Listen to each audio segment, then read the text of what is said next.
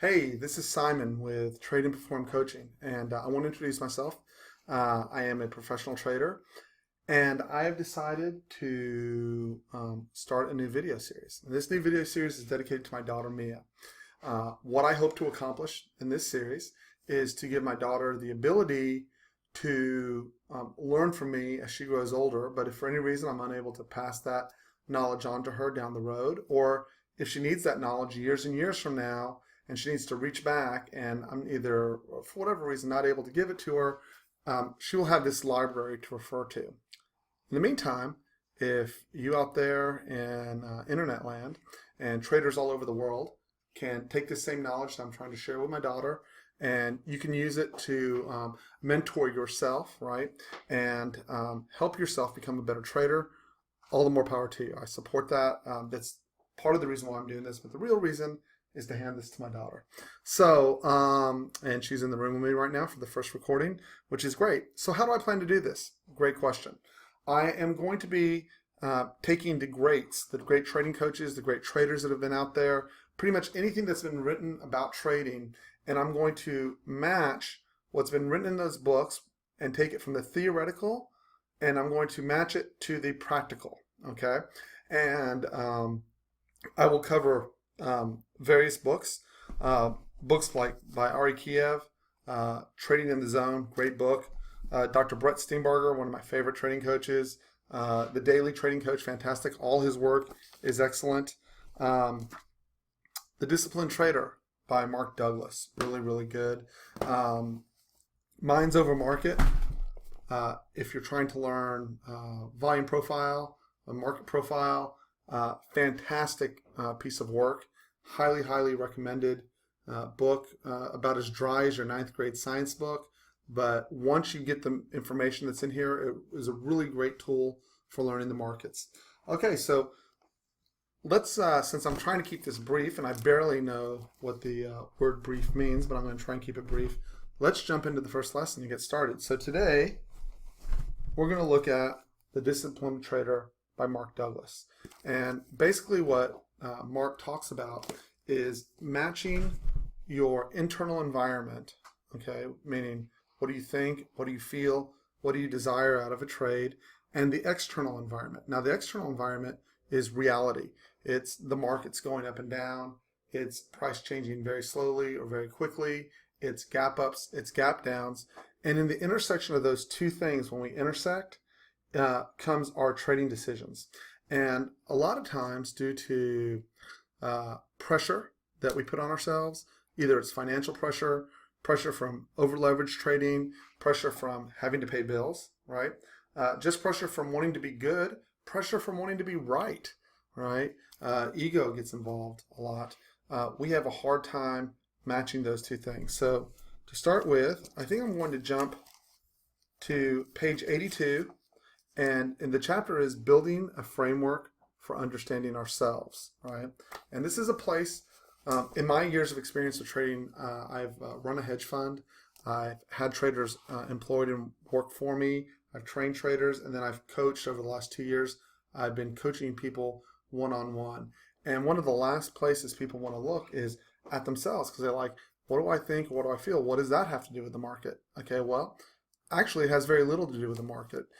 It has everything to do with your trading decisions, and that's where they intersect, right? When we try to project what we want onto the market, and then once we project it, we don't get it. So let's see what he says about this, and specifically I'm going to page 82, and for the top paragraph. And in that paragraph he says, the first thing you will need is a structural framework to make the things that go on in your mental environment more tangible and concrete.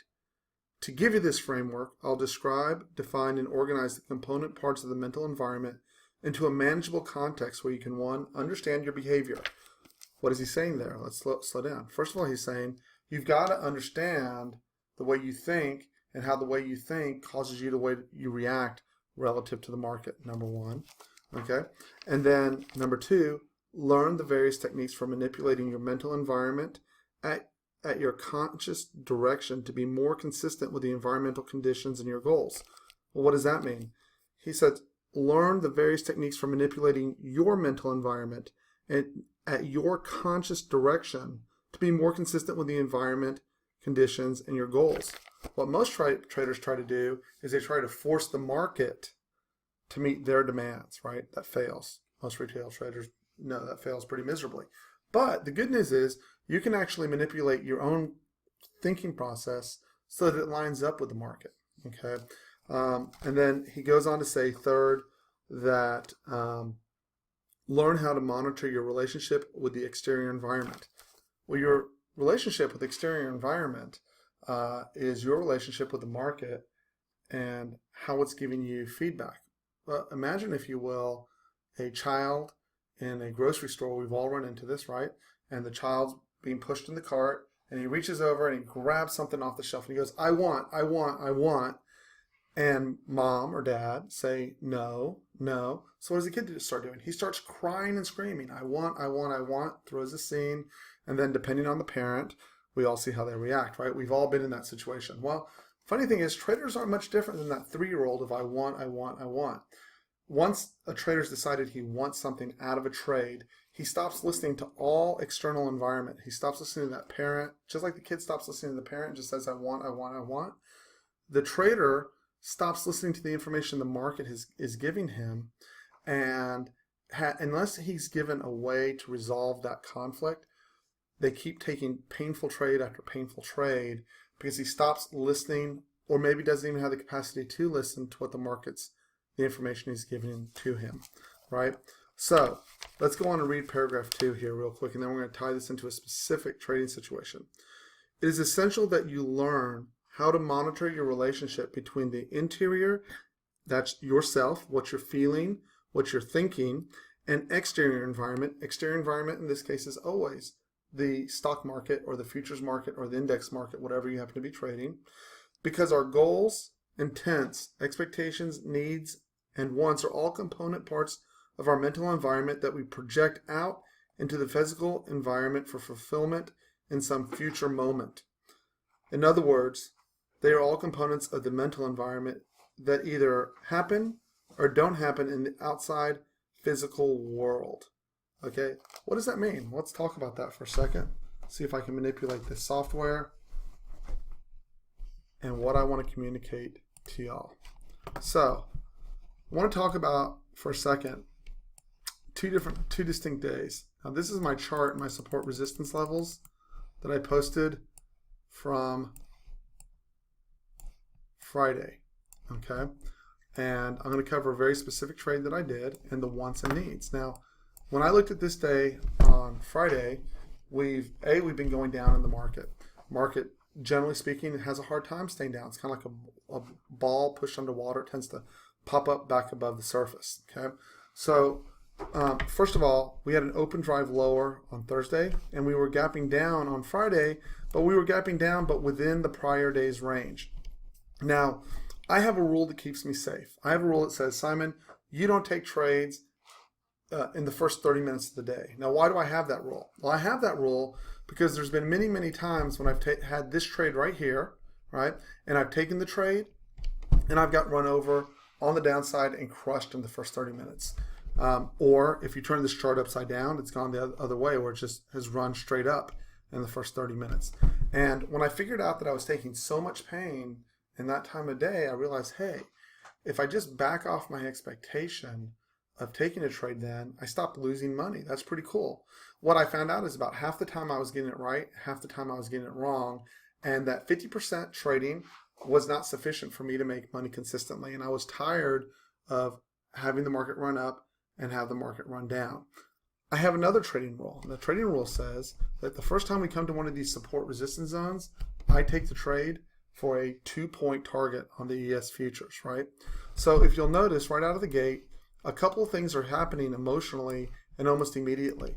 Number one, I'm gapping down. I'm coming down to test the prior day's low. I'm in a support resistance area test for the first in the first 5 minutes, right? I know it's high odds that it's going to get a bounce there, and I'm conflicted because it's the first 30 minutes. What do I do? How do I prioritize? So in my trading plan, which I have written and keep right next to my desk right here, in my trading plan, I have a very simple rule that I prioritize. I simply said, if I don't trade in the first 30 minutes, I don't get run over in the first 30 minutes. I can stay calm and relaxed, and I can just observe as a passive observer what the information the market's giving to me, because I'm concerned about things like how much the market's going up or down in the first 5 or 10 minutes. Are we driving lower? Are we driving higher? Is support holding? Are there responsive buyers or responsive sellers? If I take a trade right here, let me highlight this for you. If I take a trade right here in the first 5 minutes, right, I'm very excited about taking that trade, but I put myself in immediate peril. Why? I have a conflict in my mind. The fear is that I'll get run over. I have experience getting run over in the first 30 minutes. I've created a trading rule and written, right? I've essentially made a promise to myself. No getting run over in the first 30 minutes. Not taking any future trades in the first 30 minutes, right? So if I take that trade, first of all, I violated my own self-protection mechanism by trying to make that trade work. And then what's the other thing that can work out? Well, I really want the trade to come in and fill this gap right here, right? So even if I took the trade here, there's no promise that I would have sold any of it up here. I'm still shooting. I'm going, oh, I really want it to come up here. And I'm going to ignore any information that doesn't confirm that the market's going to go up and close that gap. Okay, so I want everyone to see that. I have conflicting set of rules, which almost all traders end up with. So you have to prioritize that rule. That's what he's talking about. I also have a set of expectations and hopes within me. I know that if I buy at 2071 3/4, that I have a good chance of having it run to 2080.50. So I really want that to happen. So I have to resolve that conflict. That's what he's talking about here. And how do I do that? I have a written trade plan. And in that trade plan, it simply says, stop trading in the first 30 minutes, hold off. Instead, stop and learn and observe without needing the market to give you anything, right? So now I'm just passive. I'm just an observer, right? And then I can go on to my next trade plan for the day, right? Huge, huge difference. Kept me from getting run over, agitated, frustrated, right? Because you can imagine the guy who took the trade here, if he didn't sell it here, then you get whipped down here, then you run up here and you got whipped down here. And that's just mentally exhausting to anyone who's tried that with futures, okay? So that's the first example, right? The next example that I'm going to give you of that trade, or how we can have a conflict between the 2 points. And hopefully I can address this quickly, because I'm going to try to wrap this up within 15 minutes. It's my first shot at it. We'll see how we do. The next point that he was making is, well, how do you know, how do I know that I'm going to make money later in the day? And that's a really great question. So one of the things I do is I maintain a spreadsheet, right? And I know when I come down and I hit the next zone lower, let me show you how this is resolved. If I'm following this rule and I come down, right? So notice now we're past 9 a.m., the first half hour Central Time, right? And right at 10:30, we come into this 2063.50 for the first time.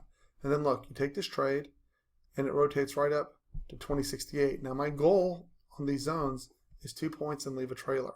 So what I've done here is I've kept myself safe in the first half hour. I've avoided getting run over, assuming that I'm taking these trades that only are on the first touch of the zone. And I've achieved my target of getting 2 points safely, right? And by safely means I had high odds of the trade working, right? Just like it worked out of this zone, it worked again in this zone. But I didn't get upset when I didn't take a trade here and I didn't get my 2 points here. Why? Because this rule of not trading in the first half hour suite keeps me from getting run over on days like this, where we have a 10 or 15 point drop right out of the gate, right?